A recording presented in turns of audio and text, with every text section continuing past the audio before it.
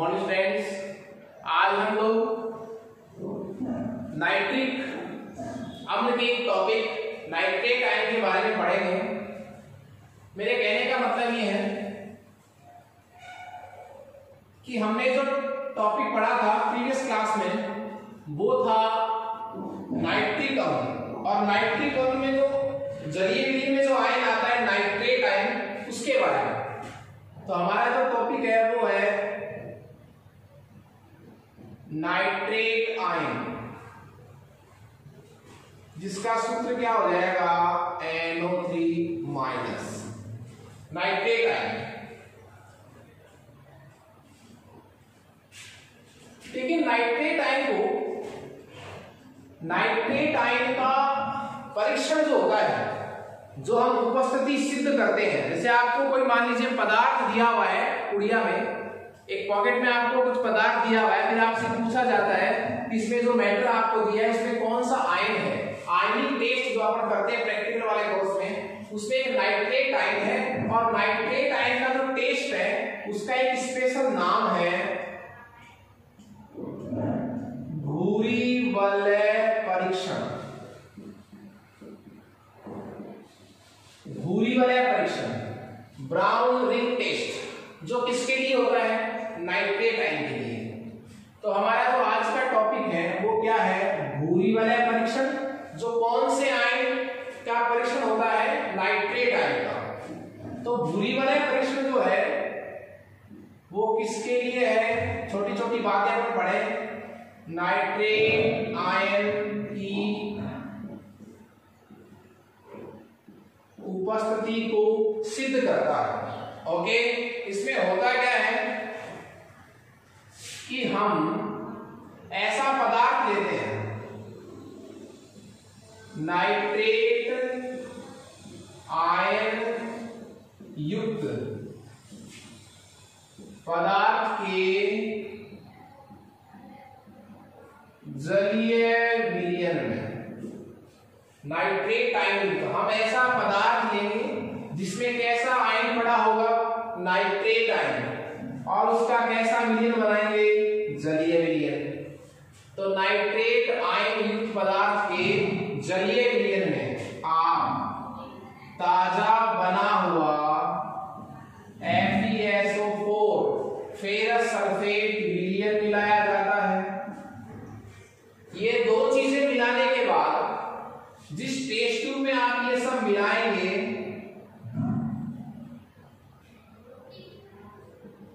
उस test tube में आप परक नली की दीवार के सहारे परक नली की जो टेस्ट ट्यूब है इसकी दीवार के सहारे आप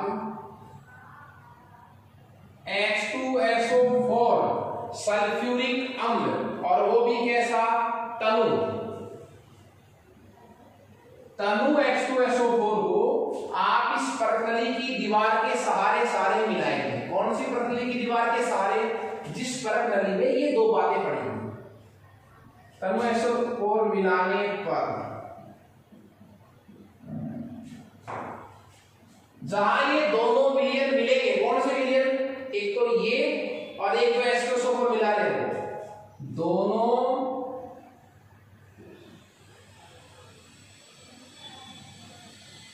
विलयनों के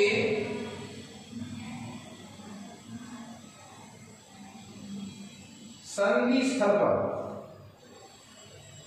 दोनों विलयनों के संधि स्थल पर, जॉइंट पर भूरी वलय बनती है।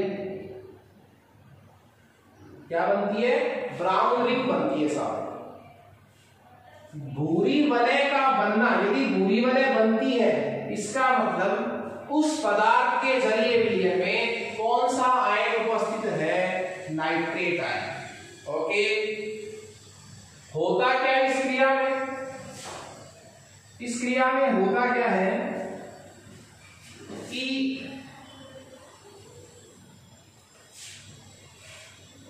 फेरस सल्फेट में जो फेरस आयन है,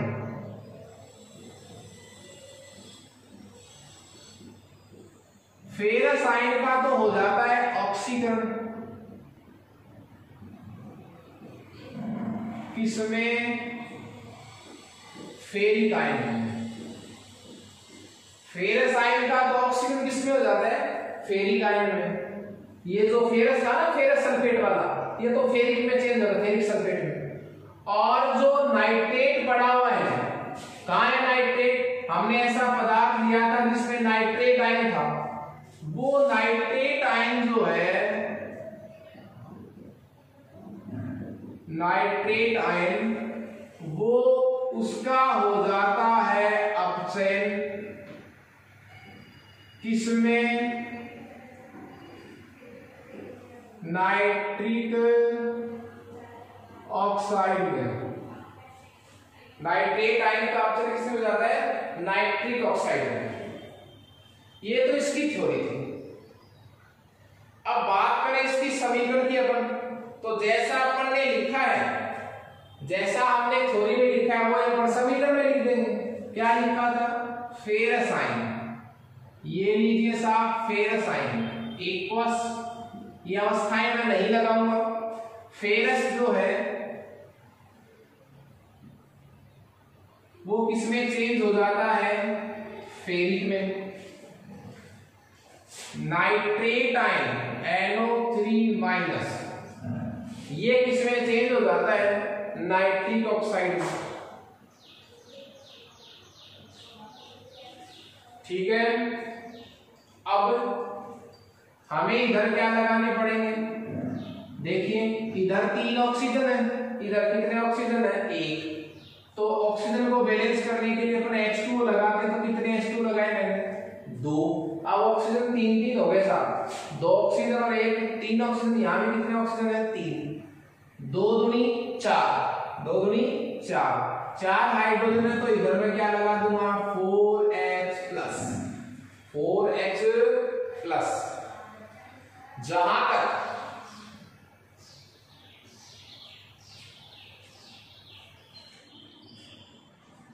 हाइड्रोजन बराबर है आवेश का बैलेंस, जो बात है वो इसमें नहीं हो रखा, तो एक समीकरण आपके सामने शो हो गई है साहब। ठीक है, और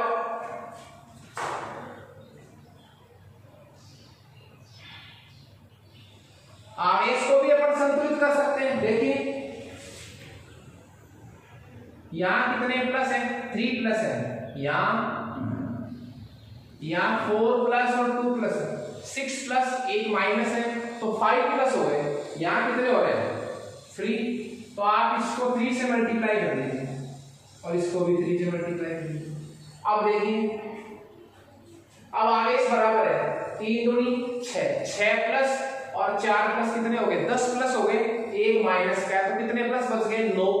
इधर 3 किया 9, इधर भी प्लस के 9 आवेश है, इधर भी प्लस के 9 आवेश है। तो ये आपकी समीकरण क्या हो गई, संतुष्ट। ये आपकी आयनिक समीकरण हो गई भूरी वलय परीक्षण की।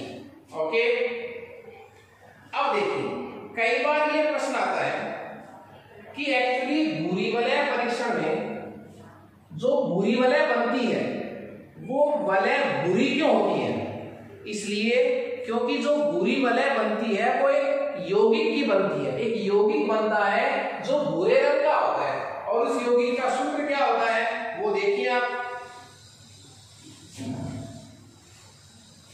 जो भूरी वलय में भूरे रंग का जो यौगिक बनता है, भूरे रंग का क्या बनता है, जो यौगिक, जो भूरे रंग का यौगिक बनता है वो बनता है FeH2O का होल 5 NO+2। ये है वो भूरे रंग का यौगिक। दोनों ही प्रश्न अच्छे हैं।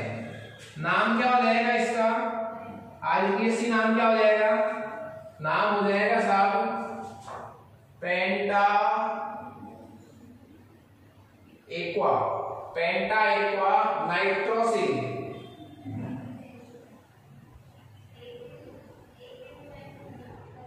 पेंटा aqua nitrosyl iron oxidation state, ये भी उदासीन लिगेंड है, ये भी उदासीन लिगेंड है, तो चार्ज कितना आ गया Rn+, ये इसका एलिवेशन नाम हो गया। आप इस समतुल्य यौगिक को समीकरण द्वारा बना भी सकते हैं, और समीकरण द्वारा बनाने के लिए आपको कुछ नहीं करना, सिर्फ जोड़ना है। कैसे? आप इस समय यौगिक को बना भी सकते हैं कि कैसे बना था ये, तो FeH2O6 +2 प्लस NO, तो ये यौगिक बन जाएगा। एक H2O बाहर चला जाएगा, -H2। तो ये हमारा टॉपिक था भूरी वलय परीक्षण। मैं इस टॉपिक को आपके सामने वापस से रिवाइज कर रहा हूं। बहुत अच्छा प्रश्न है, बोर्ड के पेपर में भी आया हुआ है। देखिए टॉपिक हमारा ये है, टॉपिक का नाम तो है एज ए बुक भूरी वलय परीक्षण, ब्राउन रिंग टेस्ट। ये भूरी वलय परीक्षण किस आयन की उपस्थिति को सिद्ध करने के लिए किया जाता है? नाइट्रेट आयन की उपस्थिति को सिद्ध करने के लिए किया जाता है। कौन से आयन का टेस्ट है ये? नाइट्रेट आयन का टेस्ट है। हर आयनों के व्यक्तिगत परीक्षण होते हैं जिनका अपन लैब में प्रयोग करते हैं। तो कैसे परीक्षण करेंगे? देखिए परीक्षण का मतलब क्या है। जैसे मान लीजिए आपको एक पुड़िया में, एक कागज की पुड़िया में आपको मैंने कुछ नमक डाल दिया था।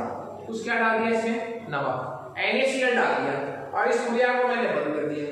मैंने आपको हाथ में देकर ये कहा कि मुझे ये बताइए कि जो मैंने पदार्थ दिया था, आपको नहीं मालूम इसमें NaCl है, अब तो मालूम है, खैर मैं जब बोल रहा हूं तब, तो इसमें NaCl पड़ा है। फिर मैंने आपको कहा कि आप बताइए इस पदार्थ में कौन कौन से आयन है, क्या पड़ा है इसमें। तो फिर आपको टेस्ट करने पड़ते हैं। जब ये आयनों में टूटेगा तो आप, मुझे पता है कि इसमें क्या पड़ा है, Na+Cl-। आप टेस्ट करेंगे किसका? क्लोराइड आयन का। हर आयनों के टेस्ट होते हैं। जैसे क्लोराइड का टेस्ट क्या होगा? क्रोमेलिन क्लोराइड परीक्षण। तो यदि वो परीक्षण सही आ रहा है, इसका मतलब इस पुड़िया में जो मैटर था उसमें क्या था? क्लोराइड आयन था। तो मैं ये कह रहा हूं, यदि मैं ऐसा पदार्थ लेकर चलूं जिसमें क्या पड़ा है? नाइट्रेट। जैसे कौन कौन हो सकते हैं? Potassium nitrate, ammonium nitrate, lead nitrate, magnesium nitrate, calcium nitrate. आप कोई सा भी पदार्थ लीजिए जिसमें क्या पड़ा हो? नाइट्रेट। तो नाइट्रेट आयन युक्त कोई पदार्थ, उसमें जल मिलाइए, उसका जलीय विलीन बनाइए। जल मिला के वो अपने आयनों में टूटेगा तो अलग क्या हो जाएगा? नाइट्रेट आयन अलग हो जाएगा। अब आपको ये सिद्ध करना है कि इस घोल में, इस जलीय विलीन में नाइट्रेट पड़ा है। तो आप क्या करेंगे? नाइट्रेट आयन युक्त पदार्थ के जलीय विलीन में आप ताजा क्या मिलाइए? Ferrous sulphate. फेरस सल्फेट का जो विलीन है वो आपको ताजा बनाना है। तो फेरस सल्फेट लीजिए, थोड़ा सा पानी घोलिए, जितना उसमें वो फेरस सल्फेट को घोल सके। थोड़ा सा ताजा फेरस सल्फेट का सॉल्यूशन बनाया आपने, उस पदार्थ के जलीय विलीन में आपने क्या कर दिया? मिला दिया, और एक टेस्ट ट्यूब में आपने इसको भर दिया। अब इस टेस्ट ट्यूब में इसकी दीवार के सहारे आप तनु H2SO4 को, किसको? तनु H2SO4 को परकली की दीवार के सहारे मिलाएंगे। जैसे आप इसको सहारे मिलाएंगे, यहां जहां दोनों विलयन मिल रहे हैं, दोनों विलयनों के संधि स्थल पर क्या बनेगी? एक ब्राउन रिंग बनेगी, भूरी वलय बनेगी। यहां पर भूरी वलय ये तभी बन पाएगी जब इंस्ट्रूमेंट एकदम फिक्स रहेगा। इस भूरी वलय क्यों बनी? क्योंकि भूरे रंग का यौगिक बना, और भूरे रंग का जो यौगिक बना है उसका नाम क्या है? ये भी अच्छा प्रश्न है। FeH2 पेंटा एक्वा नाइट्रोसिल आयरन सेकेंड, ये वो भूरे रंग का यौगिक है जिसकी वलय बनती है। ओके, इस परीक्षण में होता क्या है? क्रिया क्या थी कि जो फेरस सल्फेट का कैसा आयन है, फेरस, वो तो किसमें चेंज हो रहा है? फेरिक में। और जो नाइट्रेट आयन है उस पदार्थ में पड़ा है, वो किसमें अपचयित हो रहा है? नाइट्रिक ऑक्साइड में। इसका मतलब इस भूरी वलय परीक्षण में कौन सी रासायनिक अभिक्रिया संपन्न हो रही है? रेडॉक्स अभिक्रिया, अपचय अभिक्रिया संपन्न हो रही है। एक पदार्थ का ऑक्सीकरण हो रहा है और दूसरे पदार्थ का अपचयन हो रहा है। तो मेरे कहने का मतलब क्या है कि एक प्रकार की रेडॉक्स अभिक्रिया होगी। इसी बात को हम इस समीकरण में लिख रहे हैं। समीकरण में कैसे लिख रहे हैं? फेरस का फेरिक में ऑक्सीकरण, नाइट्रेट का नाइट्रिक ऑक्साइड में ऑक्सीकरण। बैलेंस करने के लिए ऑक्सीजन के बैलेंस है, तो इधर 3 ऑक्सीजन थे, इधर 1 ऑक्सीजन था, तो H2O लगाते हैं, 2H2O, 2 दूनी 4 हाइड्रोजन हो गए। हाइड्रोजन के बैलेंस करने के लिए H+ लगाते हैं। आवेश का संतुलन कर दिया हमने संख्या लगाकर। इस तरफ भी 6+ आवेश, 9+ आवेश है, इधर भी 9+ आवेश है।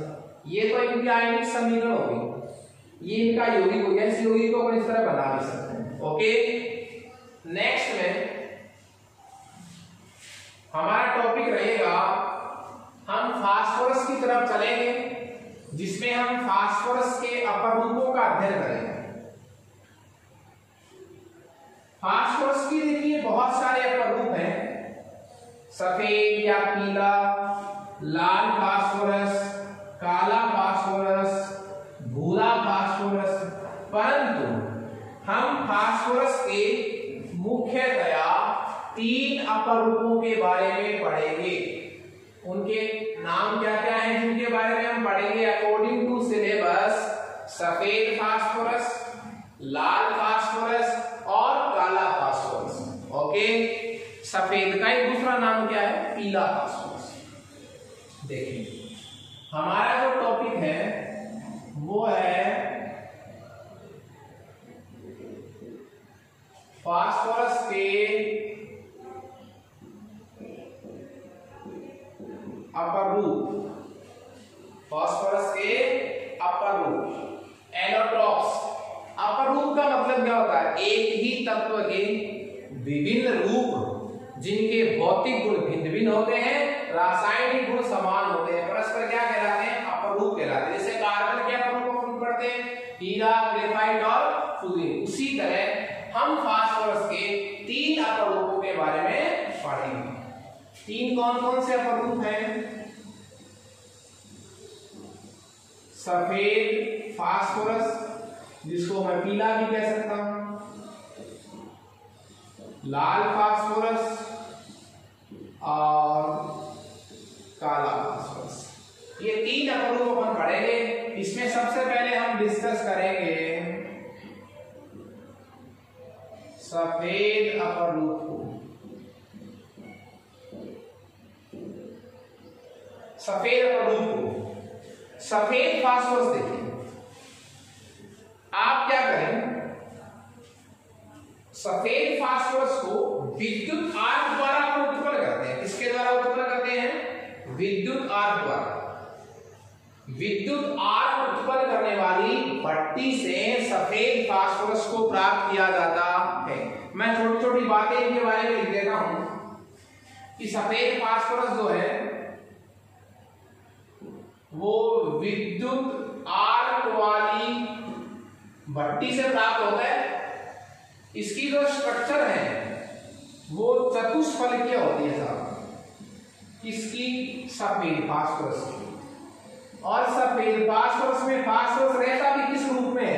P4 के रूप में, चतुष्फलकीय रूप में, जिसकी ज्यामिति जो है आप इस तरह लिख सकते हैं। बंद कोण जो है वो कितने डिग्री का होता है? 60 डिग्री का, क्योंकि इसमें कोणीय विकृति पाई जाती है। तो चतुष्फलक की ज्यामिति है P4 के रूप में रहता है। बंद कोण कितना है? 60 डिग्री। विद्युत आर्क वाली भट्टी से उत्पन्न होता है और विषैला होता है, ऐसा जहरीला होता है। सफेद फास्फोरस जो है वो जहरीला होता है, जहरीला होता है। कार्बन डाइसल्फाइड में थोड़ा सा घुल जाता है, एल्कोहल ईथर में पूरी तरह घुल जाता है, लेकिन जल में नहीं घुलता। जल में तो ये क्या है? Na है। CH2 में कुछ घुल जाता है, एल्कोहल ईथर में पूरी तरह घुल जाता है। दूसरी बात, ये एक नरम होता है ऐसा, प्रकृति इसकी क्या होती है? नरम। ये नरम होने के कारण इसे हम चाकू से आसानी से काट सकते हैं, ठीक है। दूसरी बात, इसको वायु में खुला नहीं छोड़ा जाता। वायु में इसको अपन खुला नहीं छोड़ सकते, बहुत ज्यादा क्रियाशील होता है। यदि हम इसको वायु में खुला छोड़ दें, वायु में क्या छोड़ दें? खुला। तो यदि वायु में अपन इसको खुला छोड़ देंगे तो यह सफेद छल्ले बनाएगा P4 और 10, फास्फोरस पेंटाऑक्साइड, फास्फोरस पेंटाऑक्साइड, सफेद छल्ले धूम्र बनेंगे साहब। और यह वायु में खुला छोड़ने पर क्या पकड़ लेता है? आग लग जाती है इसमें, आग पकड़ लेता है, इसलिए इसको किसमें रखा जाता है? जल में। इसलिए किसमें रखा जाता है? इसको जल में रखा जाता है। वायु में आग पकड़ लेता है, नरम होता है, चाकू से काटा जा सकता है। वायु से क्रिया करके साधारणतया वायु में थोड़ा सा भी करते हैं तो फास्फोरस पेंटाऑक्साइड बनता है। वायु में खुला छोड़ने पर यह स्वतः ही जल उठता है, इसमें चमक उत्पन्न होती है, जल उठता है, ये जलने लग जाता है। इस क्रिया को क्या कहते हैं? प्रतिदीप्ति। क्या कहते हैं? प्रतिदीप्ति। ये कुछ खास बातें हैं सफेद अपर रूप की। जो सफेद फास्फोरस होता है उसकी ये क्या है? बोलिए, खास बात है। फिर मैं कहूं यदि सफेद फास्फोरस की क्रिया क्षार से करवाएं, एन्युअल सोडियम हाइड्रोक्साइड क्षार से करवाएं, तो सफेद फास्फोरस एन्युअल से क्रिया करके एक विषैली गैस क्या बनाता है? फास्फीन बनाता है। विषैली गैस क्या बनाता है? फास्फीन बनाता है। तो ये कुछ विशेषताएं थी सफेद फास्फोरस की। इसकी जस्ट विपरीत विशेषताएं किसकी है? लाल फास्फोरस की। मैं डिस्कस करने जा रहा हूं। सफेद फास्फोरस को आपने पढ़ लिया है, देखिए इसी में मैं पढ़ लेता हूं। चलिए कैपिटल बी को लाल फास्फोरस। आप क्या करें? जब आप सफेद फास्फोरस को अक्रिय वातावरण की उपस्थिति में, सफेद फास्फोरस को मतलब इसको, इस वाले, जब आप सफेद फास्फोरस को अक्रिय वातावरण में 573 केल्विन ताप पर जब गर्म करेंगे तो सफेद फास्फोरस ही किसमें चेंज हो जाएगा? लाल फास्फोरस में। क्लियर है? लाल फास्फोरस में भी ज्यामिति तो कैसी होती है? चतुष्फलकी की। अणु कैसा रहता है? P4। लेकिन संरचना कैसी होती है उसमें? बहुलकी, बहुलकी संरचना होती है। P4 इकाइयां एक के बाद एक इसमें जुड़ी हुई रहती है आकर्षण बल द्वारा। नरम नहीं होता। वायु में खुला छोड़ने पर आग नहीं पकड़ता, मतलब इसमें कौन सा गुण नहीं पाया जाता? प्रतिदीप्ति का। किसमें? लाल फास्फोरस। वायु से क्रिया करके ये पेंटाऑक्साइड तो बनाएगा, लगभग 500-600 केल्विन ताप पर ये क्रिया करेगा तो फास्फोरस पेंटाऑक्साइड तो बनाएगा, लेकिन कैसा गुण नहीं दिखाएगा? प्रतिदीप्ति का गुण इसमें नहीं होगा। ओके। दूसरी बात, लाल फास्फोरस जो है वो एन्युअल क्षार से क्रिया करके फास्फीन गैस नहीं बनाता, मतलब एन्युअल क्षार से कोई क्रिया नहीं करता। ये विशेषता इसमें। जहरीला नहीं होता है, अविषैली प्रकृति का होता है। CH2 में थोड़ा कम विलेय होता है, जल में अविलेय, अल्कोहल ईथर में पूरी तरह विलेय होता है। ये कुछ समानताएं हैं किससे? सफेद फास्फोरस से।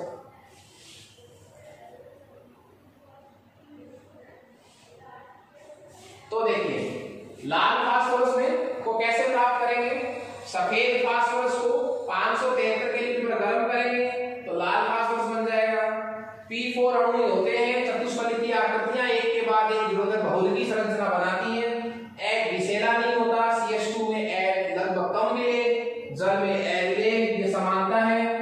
ये विशेषता नहीं होती। वायु में खुला छोड़ने पर आग नहीं पकड़ता, वायु से क्रिया करेगा लेकिन उच्च ताप पर, यही बनाएगा यौगिक, परंतु प्रतिदीप्ति का गुण नहीं पाया जाता। एन्युअल क्षार से कोई क्रिया नहीं करता। एक बात, ये तो हमने पढ़ लिया सफेद को किसमें चेंज करना? लाल में। यदि मैं लाल फास्फोरस से क्या बनाना चाहूं? सफेद फास्फोरस। लाल फास्फोरस से क्या बनाना चाहूं? सफेद फास्फोरस। तो सफेद फास्फोरस को मैं गर्म करके उसको वाष्प अवस्था में बदलूंगा। वाष्प अवस्था वाले को ठंडा करके जब उसका संघनन करूंगा तो सफेद फास्फोरस जो है वो किस में चेंज हो जाएगा, लाल फास्फोरस में। ओके, तो ये तरीका है, लाल फास्फोरस को सफेद में चेंज करने का, सफेद को लाल में चेंज करने का। ओके, उसके जस्ट बाद हमारा प्रमुख रहेगा काला फास्फोरस। आपसे देखिए इसमें अच्छा प्रश्न कौन सा है कि सफेद व लाल फास्फोरस में मिनिमम 2 अंतर पूछे जा सकते हैं और मैक्सिमम 4 अंतर पूछे जा सकते हैं। तो क्या क्या अंतर हो सकते हैं, जैसे आपने पढ़ा है सफेद फास्फोरस विषैला होता है, वायु में आग पकड़ लेता है, ठीक है, नरम होता है, एनिमल से क्रिया करता है, फास्फीन बनाता है। ये तीनों बातें किसमें नहीं होती, बोलिए, लाल फास्फोरस में नहीं होती। इसके जस्ट बाद तीसरा जो प्रमुख है फास्फोरस का वो है काला फास्फोरस। देखिए काले फास्फोरस 2 प्रकार के, अल्फा काला फास्फोरस और दूसरा है बीटा काला फास्फोरस। अल्फा काला फास्फोरस और बीटा काला फास्फोरस, ठीक है। देखिए ये सभी फास्फोरस हमें मिलेंगे तो सफेद और किससे, लाल से। तो देखिए आप जब लाल फास्फोरस को एक बंद नलिका में 873 केल्विन ताप पर गर्म करेंगे तो ये किसमें चेंज हो जाएगा, अल्फा काला फास्फोरस में। सुनिए, लाल फास्फोरस को एक बंद नलिका में 873 केल्विन ताप पर गर्म करने से अल्फा काला फास्फोरस प्राप्त होता है, जबकि बीटा काला जो फास्फोरस है वो मिलेगा हमें सफेद फास्फोरस से। आप सफेद फास्फोरस को 473 केल्विन ताप और उच्च दाब पर जब गर्म करेंगे तो बनेगा बीटा काला फास्फोरस, जो परतीय संरचना वाले होते हैं। तो इस तरह हमने आज भूरी वलय परीक्षण और फास्फोरस के विभिन्न अपरूपों के बारे में पढ़ा है। नेक्स्ट क्लास में हम फॉस्फिन गैस के बारे में पढ़ेंगे। Okay, thank you friends.